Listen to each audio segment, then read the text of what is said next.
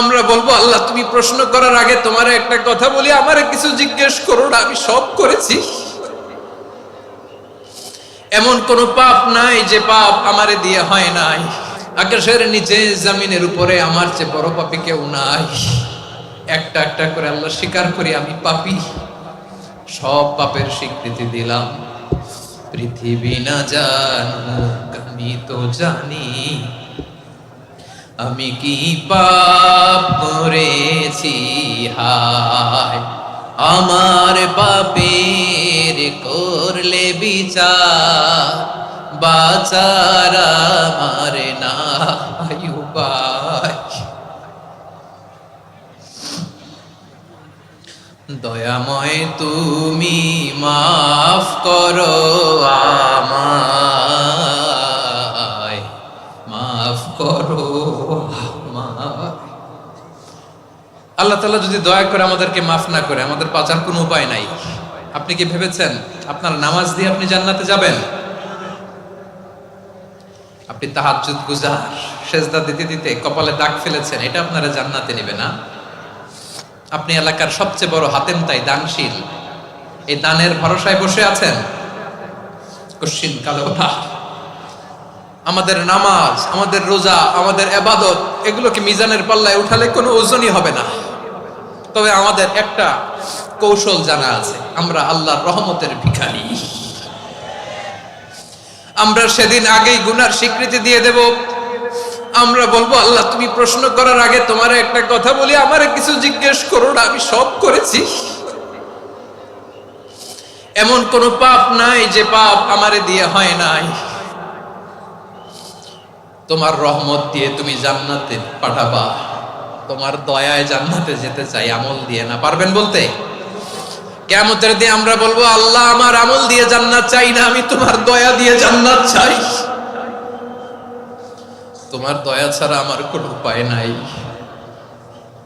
কারণ আল্লাহ যদি বিচার করে বাঁচার কারো উপায় নাই। আল্লাহ যদি বলে ফেলেন তুই এটা করলি কেন, ওখানে গেলি কেন, কোরআনে 1000 বার নিষেধ করলাম তারপরেও এই পাপে জড়ালি কেন, এরকম প্রশ্ন ছুড়ে দিলে আমার উত্তর আছে? বাঁচার কোনো উপায় আছে?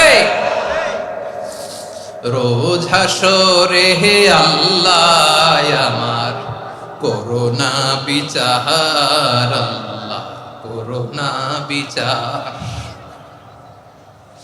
বিচার চাহি না তব দয়া চাই, এ গুনাহগার আল্লাহ করোনা বিচার।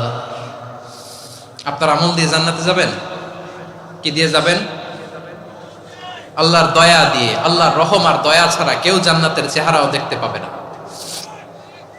আমার প্রিয় ভাইরা, এই দোয়া আল্লাহর কাছে পছন্দনীয় হওয়ার কারণ তিনটা। দোয়ার প্রথম অংশে আছে তাওহীদ, আল্লাহর একত্ববাদের ঘোষণা। এই দোয়ার দ্বিতীয় অংশ আছে তাসবিহ, আল্লাহর প্রশংসা সূচক বাণী। এই দোয়ার 3 নাম্বার অংশ পাপের স্বীকৃতি। তাহলে আমরা সবাই গুনাহগার। আমরা আল্লাহর কাছে পাপের স্বীকৃতি দিয়ে বলবো, ও আল্লাহ ইন্নী কুনতু মিনাজ জালিমিন, আমরা জুলুম করেছি, পাপ করেছি, অন্যায় করেছি, আল্লাহ বুঝতে পারি নাই, শয়তানের ওয়াসওয়াসায় পড়ে, বন্ধুর পাল্লায় পড়ে, নফসের খায়েশ মিটাতে যে আল্লাহ করে ফেলেছি। তুমি গুনাহ না মাফ না করলে আমাদের গুনাহ মাফ করার দ্বিতীয় কেউ নাই। ঠিক কিনা বলেন? এভাবে অনুতপ্ত হয়ে যদি আল্লাহর কাছে দোয়া করেন, দেয়ালে পিঠ থেকে গেছে, কোন রাস্তা নাই বের হওয়ার, ওই মুহূর্তেও আপনাকে বিপদ থেকে উদ্ধার করবে কে? বিশ্বনবী চরম বিপদে পড়লে 2টা দোয়া পড়তেন। প্রথম হলো এটা, লা ইলাহা ইল্লা আনতা সুবহানাকা ইন্নী কুনতু মিনাল জালিমিন। এই দোয়াটা আমরা বেশি বেশি পড়ব প্রিয় ভাইরা। রাজি আছেন? সবাই আওয়াজ করে পড়ুন ইনশাআল্লাহ। আমার প্রিয় ভাইয়েরা, বিপদে পড়লে বিশ্বনবী আরো একটা দোয়া পড়তেন, লা ইলাহা ইল্লাল্লাহুল আযীমুল হালিম, লা ইলাহা ইল্লাল্লাহু রাব্বুল আরশিল আযীম, লা ইলাহা ইল্লাল্লাহু রাব্বুস সামাওয়াতি ওয়াল আরদি ওয়া রাব্বুল আরশিল কারীম। এই যে বললাম, রেকর্ড হয়ে গেছে। এখন তো আর ইনস্ট্যান্ট মুখস্থ না হলো, পরে মুখস্থ করে নেবেন। আল্লাহ ছাড়া কোনো উপাস্য নাই, তিনি সুমহান, মহা সহিষ্ণু। আল্লাহ ছাড়া কোনো উপাস্য নাই, তিনি সুমহান আরশের অধিপতি। আল্লাহ ছাড়া কোনো উপাস্য নাই, তিনি আকাশের মালিক, জমিনের মালিক, তিনি সুবিশাল আরশের অধিপতি। সুবহানাল্লাহ পড়েন। এই দোয়াটা কেউ যদি পড়ে যদি এর ওসিলা করে দোয়া করে, তাকে বিপদ থেকে মুক্তি দেয় কে? মনে থাকবে আপনাদের? তাহলে বিপদের প্রথম ধাক্কায় কি যেন পড়তে হয়? ইন্না লিল্লাহ। তারপরে কি বলে আল্লাহর কাছে নিজেকে সঁপে দিতে হয়? দেয়ালে পিঠ থেকে গেলে লা ইলাহা ইল্লা আনতা সুবহানাকা ইন্নী কুনতু মিনাজ জালিমিন।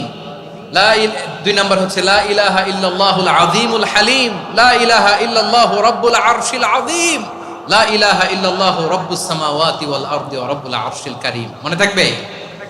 ইনশাআল্লাহ বলেন সবাই, আওয়াজ করে সবাই ইনশাআল্লাহ।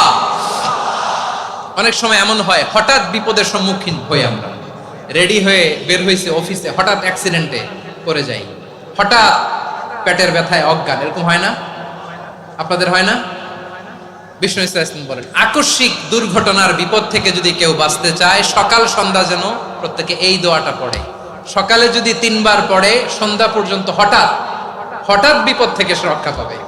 To be protected from sudden calamity, sudden disaster, sudden calamity, হঠাৎ বিপদ, হঠাৎ ভয়ঙ্কর কোন আকস্মিক বিপদ থেকে আল্লাহ বাঁচায় দিবে। সকালে পড়লে সন্ধ্যা পর্যন্ত প্রোটেক্টেড, সন্ধ্যাবেলায় যদি 3 বার পরে সকাল পর্যন্ত প্রোটেক্টেড। সুবহানাল্লাহ পড়ে। দোয়াটা কি? দোয়াটা হচ্ছে বিসমিল্লাহিল্লাযী লা ইয়াদুররু মা'a ইসমিহি শাইউন ফিল আরদি ওয়ালা ফিস সামাই ওয়া হুয়াস সামিউল আলিম। ছোট না? অনেক ছোট, মুখস্থ করবেন। বিসমিল্লাহিল্লাযী লা ইয়াদুররু মা'a ইসমিহি শাইউন ফিল আরদি ওয়ালা ফিস সামা। ওই আল্লাহর নাম নিচ্ছি, যে আল্লাহর নামের বরকতে আকাশ জমিনের কোনো কিছু কারো কোনো ক্ষতি সাধন করতে পারে না। তিনি সর্বশ্রোতা, সর্বজ্ঞ। সুবহানাল্লাহ পড়েন।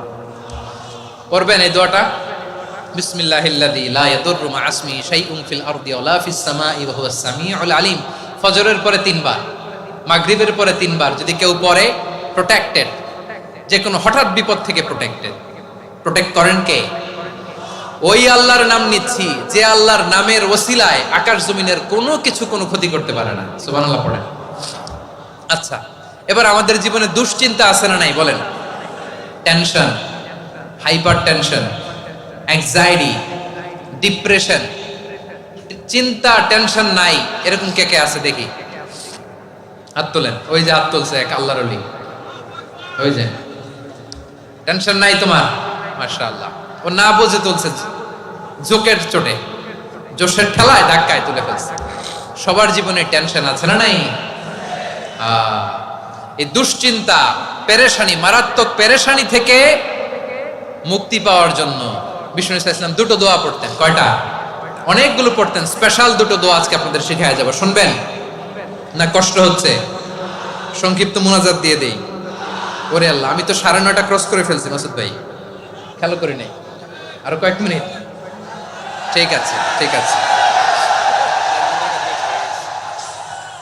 পেরেশানিতে পড়লে, টেনশনে পড়লে এই দোয়াটা, প্রিয় ভাইরা, বিষ্ণু ইসলাম যখন খুব বিপদে পড়তেন, দুশ্চিন্তা ওনাকে ঘিরে ধরতো, উনি পড়তেন ইয়া হাইয়ু ইয়া কাইয়ুম বিরহমাতিকা আস্তাগীথ, ইয়া হাইয়ু ইয়া কাইয়ুম বিরহমাতিকা আস্তাগীথ, ইয়া হাইয়ু ইয়া কাইয়ুম, হে শাশ্বত অবিনশ্বর, হে চিরঞ্জীব, বিরহমাতিকা আস্তাগীথ, তোমার রহমতের উসিলায় তোমার কাছে ফরিয়াদ করি। এটা পড়তেন। আবার আরেক বর্ণনা এসেছে ইয়া হাইয়ু ইয়া কাইয়ুম বিরহমাতিকা আস্তাগীথ আসলিহ লি শা'নি কুল্লাহু ওয়ালা তাকিলনি ইলা নাফসি তারফাতা আইন। আসলিহ লি শা'নি কুল্লাহ, আল্লাহ আমার সবকিছু আপনি সেটেল করে দেন। আমাদের সব ঝামেলা সেটেল করে দিতে পারে কে? আমরা তো সেটেলমেন্টের জন্য ওই এসপি সাহেবের কাছে যাই, ডিসি সাহেবের কাছে যাই, অমুক ভাইয়ের কাছে যাই, তমুক ভাইয়ের কাছে যাই। এই দোয়া পড়লে আরশের উপর থেকে আপনার ম্যাটার সেটেল করে দিবে কে? তাহলে পড়বেন ইয়া হাইয়ু, এ চিরঞ্জীব। হাইয়ু মানে চিরঞ্জীব, যিনি চিরকাল বেঁচে থাকবেন, মরবেন না। আল্লাহ মরবেন? তার কোনো লয় আছে? ক্ষয় আছে? সূরা রহমানে আল্লাহ বললেন কুল্লু মান আলাইহা ফানি ওয়া ইয়াবকা ওয়াজহু রাব্বিকা যুল জালালি ওয়াল ইকরাম ফাবিআইয়ি আলাই রাব্বিকা রাব্বিকুমা তুকাযিবান। জমিনে যা আছে সব ফান, ভ্যানিশ হয়ে যাবে, নিশ্চিহ্ন হয়ে যাবে, শেষ হয়ে যাবে, সব বিলুপ্ত হয়ে যাবে, একজন ছাড়া। জোরে বলেন তিনি কে? ইয়া হাইয়ু, আমার সাথে আওয়াজ করে পড়েন, ইয়া হাইয়ু, ইয়া কাইয়ুম, ইয়া হাইয়ু, ইয়া কাইয়ুম বিরহমাতিকা আস্তাগীথ আসলিহ লি শা'নি কুল্লা ওয়ালা তাকিলনি ইলা নাফসি তরফাতা আইন। এভাবে দোয়া করলে আপনাকে বিপদ মুক্ত করবে কে? এই দোয়াটা কেন পছন্দ আল্লাহর কাছে? কারণ এখানে আল্লাহর দুইটা সুন্দর নাম আছে, গুণবাচক নাম, আল হাই, আল কাইয়ুম, এই দুটো নাম আছে এখানে। আবার এই দুইটা আয়াতুল কুরসির অংশ। আয়াতুল কুরসির শুরুতে এটা আসরা নাই? হ্যাঁ, আসরা নাই। 3 নাম্বার কারণ, এটা ইসমে আজম। কোন দোয়াটা ইসমে আজম? যে দোয়া ওসিলায় দোয়া করলে আল্লাহ দোয়া ফেরায় না। অনেকগুলো মত আছে, সবচেয়ে ভ্যালিড মত হচ্ছে এটা, ইয়া হাইয়ু ইয়া কাইয়ুম। এর ওসিলা দিয়ে দোয়া করলে দোয়া কবুল করে কে?